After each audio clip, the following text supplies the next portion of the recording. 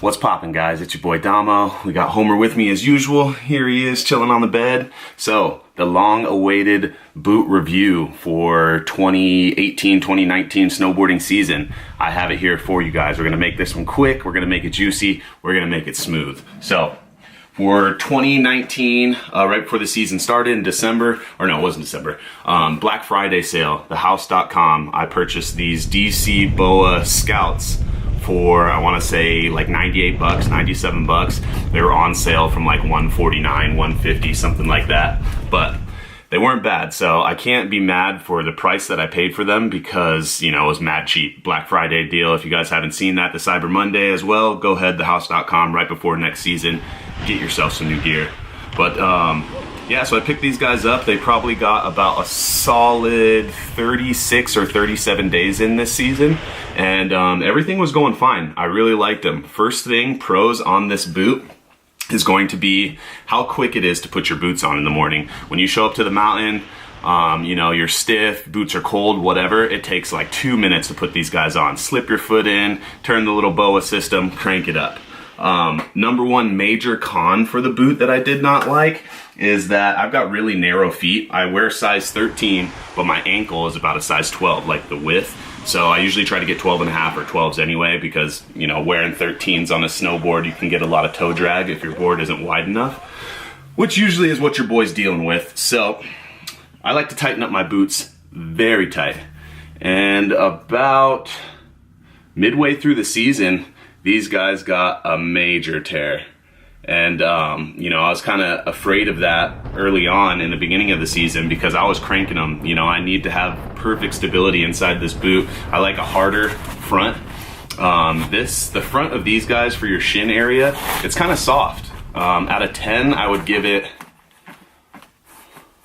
a 4 for softness. You know, they're not stiff bindings. So other than that, good boot, very easy to put on. Hiking wise, I did a couple backcountry hikes up in Alaska, and hiking wise with it is fine. We still got tread on the bottom, super muddy, but everything about the boot was cool. Warmth kept me pretty warm. I only wear one sock under here, you know, so that wasn't an issue either. And I rode in Colorado, New Mexico, Alaska, and Arizona this year, so a lot of different temperature ranges. Let's go ahead with the insole of the dang thing. Let's pull this bad boy out. So the liner, I do have a couple problems with the liner. I tended about midway through the day, after you tighten these bad boys up super tight, I'd throw it down. Midway through the day, the thing would be loose and up here. So the whole line, the liner doesn't have an effective like locking mechanism. This piece right here doesn't lock as tight as another boot would. My previous boots from these guys were from 32 and they locked up pretty tight. So that was a bummer. Like I said, I can't complain, guys. You know, we got hooked up 90 bucks on these boots. Beforehand, my boots were, you know, just really small. They were 32s. But okay with the liner. The one thing that helped me out with these boots, guys, that I can tell you for sure is trade the insoles. Because here's the insole that comes in the boot originally. Pretty dang small, okay? I weigh 220, where I range between 220 and 240. You know, I'm on my grind right now, so we 220. But midway, like most of the season, I was riding at about 230.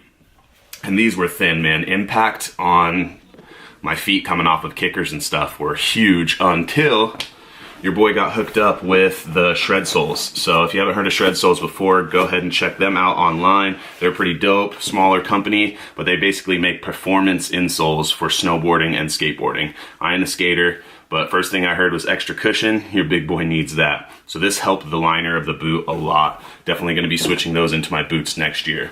But if you're looking for a boot that is cheap in price, I want to say that it was from 2017. That's why the house had it on sale. But if you're looking for a boot that's cheaper in price, I would go ahead with the DC BOAs. I think next year I'm either going to get the... There's another mechanism that you don't have to tie your shoe completely. You know, it's kind of like the BOA. It's kind of like a interlocking system where it's not laces. I think I'm going to go with that because the speed that, you know, you could get to the mountain and put your boots on compared to the original tying up the laces is huge. So if you were to ask me, would I recommend the DC BOA Scout? Yes, I think with people who ride a little bit less aggressively and don't want their boot as tight, you know, for mobility, this would be a perfect boot for you. If you like a boot that's a little bit tighter in the front and closes on your foot towards the toe a little bit more, I would not suggest these. But if you can find a good deal, baby, get that deal. So, thanks for watching, guys. I appreciate it. I'm gonna start trying to do a couple more reviews on my items. I do a lot of backpacking, hiking, snowboarding, anything active sports-wise, I'm doing it. So we've got a lot of gear. So I'm looking to get in a couple more reviews. So let me know if this video helped you guys out. If you guys purchase them, let me know. Let me know how it goes for you guys. If you don't purchase them, cool. I wouldn't do it again either. But peace out, guys. We'll see you on the next one.